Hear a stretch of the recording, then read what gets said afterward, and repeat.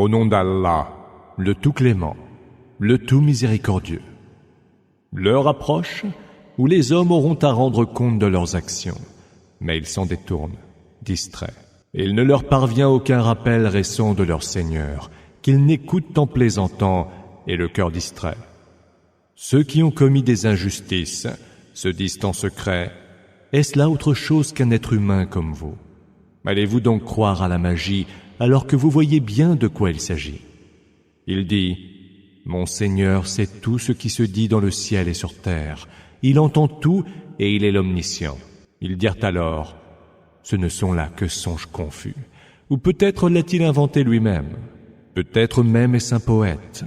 Qu'il nous apporte donc un signe, comme en ont apporté les premiers envoyés. Aucune cité n'avait cru de celle-là que nous avons fait périr. Ceux-ci vont-ils donc croire? Nous n'avons envoyé avant toi que des hommes auxquels nous faisions des révélations. Interrogez donc à ce sujet les gens initiés aux Écritures, si vous ne le savez pas. Et nous ne leur avons point donné des corps qui pouvaient se passer de nourriture, et ils n'étaient point immortels. Nous avons honoré la promesse que nous leur avions faite, mais les avons sauvés avec ceux que nous voulions sauver. Et nous avons fait périr ceux qui abusaient. Nous avons fait descendre en révélation vers vous un livre, où il y a pour vous gloire et honneur. N'allez-vous donc pas entendre raison? Que de cités n'avons-nous pas écrasées, qui étaient injustes?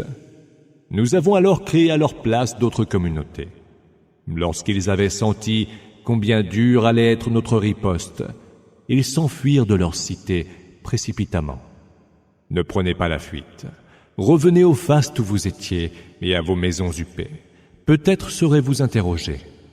Malheur à nous, dirent-ils, nous étions vraiment injustes. Et leurs plaintes se poursuivirent ainsi jusqu'à ce que nous ayons fait d'eux comme un champ moissonné et inerte. Nous n'avons pas créé le ciel, la terre et ce qu'il y a entre eux pour nous distraire. Si nous avions voulu en faire un jeu, nous l'aurions fait par nous-mêmes, pour peu que nous ayons désiré le faire. Nous lançons plutôt sur le mensonge la vérité, qui lui porte un grand coup, et voilà qu'il n'est plus.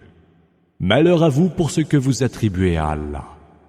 À lui appartiennent ceux qui se trouvent dans les cieux et la terre, et ceux qui sont auprès de lui ne dédaignent pas son adoration, ni ne s'en lassent. Ils lui rendent gloire nuit et jour, et sans s'interrompre jamais. Ou alors ont-ils adopté des divinités à partir de la terre, qui, celles-là, vont ressusciter les morts? Si, dans le ciel et sur terre, il y avait d'autres divinités qu'Allah, tous deux seraient certes altérés. Gloire soit donc rendue à Allah, le Seigneur du trône, lui qui est bien au-delà de ce qu'il lui attribue. Il ne saurait être questionné sur ses œuvres, mais eux seront questionnés sur les leurs. Ou alors, ils ont pris des divinités en dehors de lui. Dis, montrez donc votre preuve. Voici le rappel de ceux qui sont avec moi et le rappel de ceux qui étaient avant moi. Pourtant, la plupart ne savent pas la vérité et s'en détournent. Nous n'avons envoyé aucun messager avant toi sans que nous ne lui ayons fait la révélation que voici. Il n'y a point d'autre divinité que moi. Adorez-moi donc.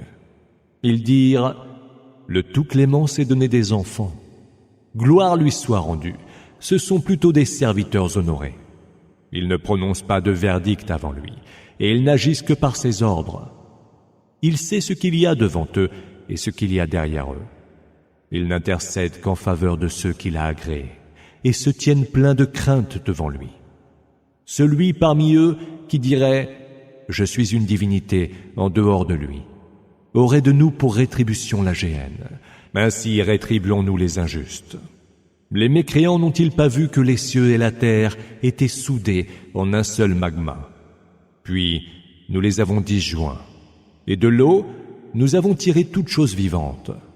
Ne croiront-ils donc pas? Nous avons établi sur la terre des montagnes fermes, pour qu'elles ne se meuvent pas sous leurs pieds. Nous y avons frayé des chemins afin qu'ils soient guidés. Nous fîmes du ciel un toit imprenable, mais de ces signes, ils se détournent. C'est lui qui a créé la nuit et le jour, le soleil et la lune, chacun voguant dans son orbite. Nous n'avons donné l'immortalité à aucun humain avant toi. Si tu venais à mourir, seraient-ils eux éternels? Toute âme goûtera la mort. Nous vous mettons à l'épreuve de la tentation par le mal et par le bien, et c'est vers nous que vous serez ramenés. En te voyant, ceux qui ont mécru te tournent en dérision, en disant « Est-ce celui-là qui évoque en mal vos divinités ?» Mais eux rejettent l'évocation du Tout-Clément. L'homme a été créé en pressé. Je vous ferai voir mes signes, ne me pressez pas. Ils disent « À quand donc cette promesse si vous dites vrai ?» Si seulement les mécréants pouvaient connaître ce moment où ils ne pourront protéger du feu ni leur visage, ni leur dos, et ils n'auront aucun secours. Il, le feu, les saisira soudain et les plongera dans la stupeur, et ils ne pourront alors le repousser, ni n'auront aucun répit.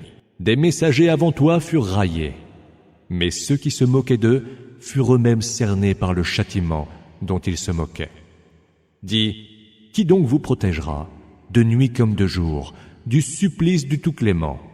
Mais ils ne s'en détournent pas moins de l'évocation de leur Seigneur. Ont-ils donc, en dehors de nous, des divinités qui les protègent quand elles ne peuvent se secourir elles-mêmes, pas plus qu'elles ne peuvent avoir d'alliés contre nous? Nous avons en réalité laissé jouir cela et leur père, jusqu'à ce que l'âge leur parut long. Ne voient-ils donc pas qu'en sévissant contre les mécréants, nous prenons la terre et en réduisons les extrémités? Sauraient-ils donc être les vainqueurs? Dis, je ne fais que vous avertir par ce qui m'est révélé. Mais les sourds ne sauraient entendre l'appel quand ils sont avertis. Si le moindre souffle du supplice de ton Seigneur venait à les toucher, ils s'écrieraient « Malheur à nous, nous étions vraiment injustes ». Nous placerons, au jour de la résurrection, les balances justes. Nulle âme ne sera en rien lésée, pas même du poids d'un grain de moutarde que nous ferons amener. Et nous suffirons pour dresser les comptes. Nous apportâmes à Moïse et à Aaron le discernement, Al-Furqan, lumière et rappel pour ceux qui sont pieux, qui craignent leur Seigneur sans le voir et sans ostentation, et qui s'angoissent au souvenir de l'heure. Voici un rappel béni que nous avons fait descendre en révélation. Le nierez-vous donc? Auparavant, nous avions engagé Abraham sur la voie droite. Nous le connaissions parfaitement. Il dit à son père et à son peuple, « Qu'est-ce donc que ces statues auxquelles vous montrez tant de dévotion? » Nous avons trouvé nos pères qui les adoraient avant nous, répondirent-ils. Vous étiez donc, vous et vos pères, dans un égarement évident, fit-il observer. Es-tu venu nous apporter la vérité, dirent-ils, ou es-tu en train de plaisanter? Votre Seigneur, répliqua-t-il, est le Seigneur des cieux et de la terre, qu'il les a créés de rien. Je suis de ceux qui peuvent en témoigner. Par Allah, j'userai d'un stratagème contre vos idoles, quand vous aurez le dos tourné. Il les réduisit en morceaux, sauf l'idole la plus grande, pour qu'ils reviennent vers elle.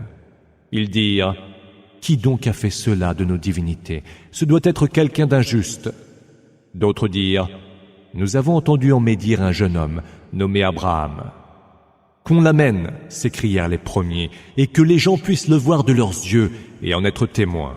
« Est-ce toi qui as fait cela à nos divinités, Abraham ?» lui demandèrent-ils. « Non, c'est la plus grande d'entre elles qui l'a fait. Interrogez-les donc, si tant est qu'elles puissent vous répondre. » Se blâmant les uns les autres, ils se dirent « C'est peut-être vous qui êtes injustes. » Puis, baissant la tête à court d'arguments, ils dirent « Tu sais bien que celle-ci ne parle pas. Adorez-vous, dit-il, en dehors d'Allah, ce qui ne peut en rien vous être utile ou nuisible. Fi de vous tous et de ce que vous adorez en dehors d'Allah. Entendrez-vous jamais raison? » Ils s'écrièrent alors, « Brûlez-le, vengez vos divinités, si vous voulez vraiment faire quelque chose. » Nous dîmes alors, « Ô feu, sois fraîcheur et salut sur Abraham. » Ils avaient comploté pour le perdre, mais nous fîmes d'eux les plus grands perdants. Nous le sauvâmes, ainsi que Lot, et les conduisîmes vers la terre que nous avons bénie, pour tous les êtres de l'univers. Nous lui fîmes don d'Isaac, et lui ajoutâmes Jacob, dont nous fîmes des hommes vertueux. Nous en fîmes des chefs qui guidaient vers la voie droite par nos ordres. Nous leur inspirâmes de faire le bien, d'observer la salate et de s'acquitter de la zakat. Ils étaient nos adorateurs. Quant à Lot, nous lui accordâmes sagesse et science, et nous le sauvâmes de la cité qui commettait des turpitudes. Ils étaient vraiment des gens mauvais, des vicieux.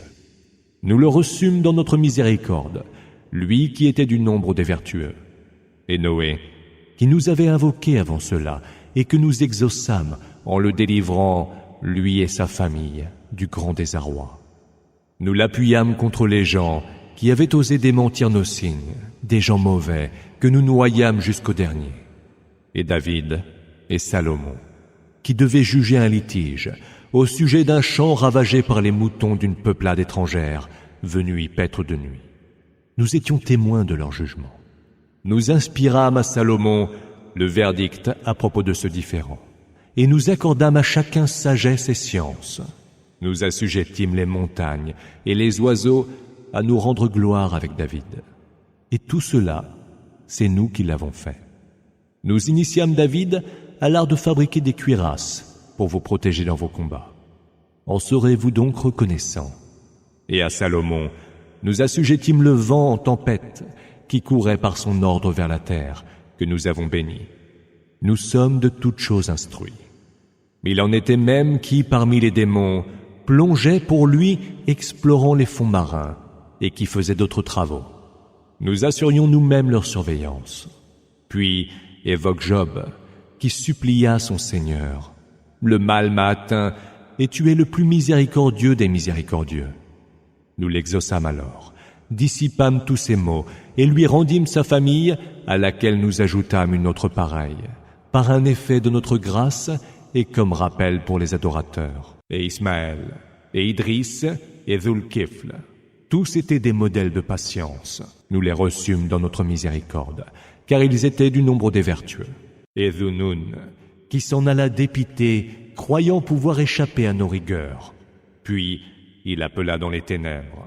Il n'est point d'autre divinité que toi, gloire te soit rendue. J'étais certes du nombre des injustes. Nous l'exaucâmes et le délivrâmes de l'angoisse.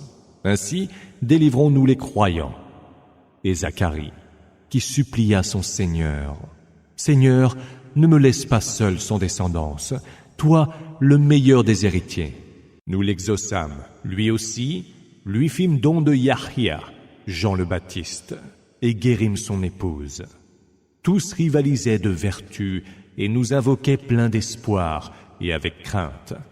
Tous se recueillaient, humbles devant nous. Et celle qui sut garder sa chasteté, nous insufflâmes en elle de notre esprit et fîmes d'elle et de son Fils un signe pour tout l'univers. Cette religion est la vôtre, et c'est une religion unique. Je suis votre Seigneur. Alors, adorez-moi. Ils se sont partagés en sectes, mais reviendront tous vers nous. Celui qui étant croyant accomplit de bonnes œuvres.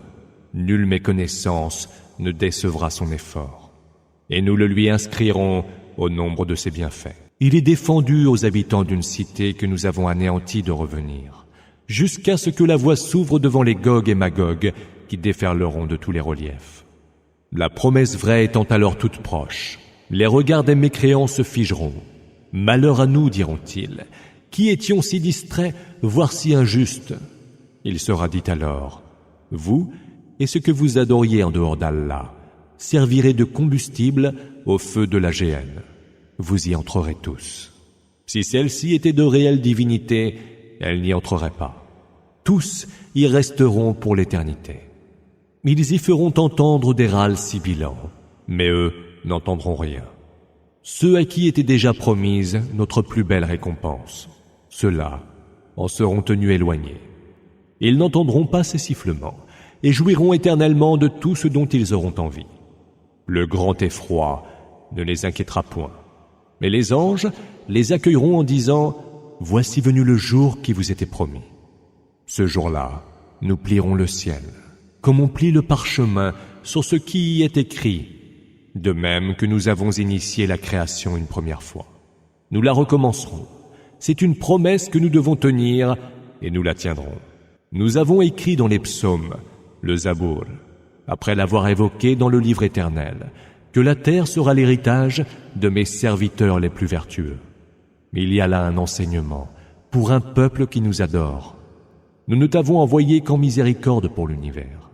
Dis, ce qui m'est révélé n'est rien de moins que votre Seigneur est un Dieu unique. Allez-vous devenir soumis? S'il se détourne, alors dis, je vous ai avertis tous également. Et je ne sais moi-même si ce qui vous est promis est imminent ou lointain. C'est lui qui sait ce que vous dites tout haut et ce que vous taisez. Et que sais-je? Peut-être que ce sursis est une tentation pour vous éprouver et une jouissance pour un temps. Il dit, Seigneur, juge entre nous en toute équité. Et notre Seigneur est le tout clément, celui dont nous cherchons l'assistance contre vos allégations.